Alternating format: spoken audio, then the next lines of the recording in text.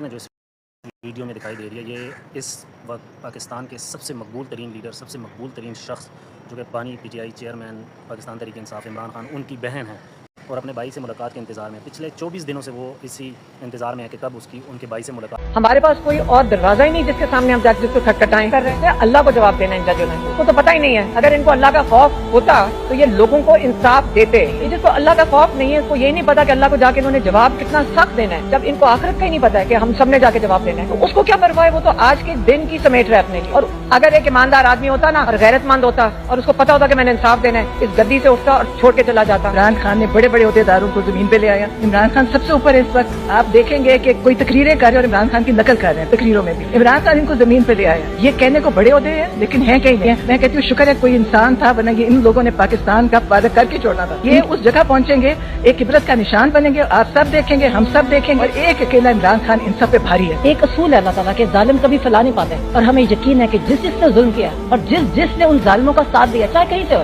یہ جو کہتے ہیں نا کہ ہم مجبور ہیں، مجبور کوئی نہیں ہوتا، سب کے پاس آپشن ہوتی ہے۔ خان صاحب کے پاس آپشن نہیں ہے، آپشن سب کے پاس ہے۔ اللہ نے ہمیں اشرف المخلوقات بنایا، ہمیں آپشن دیا ہے کہ مجبور کوئی نہیں ہے، اللہ نے ہمیں آزاد بنایا۔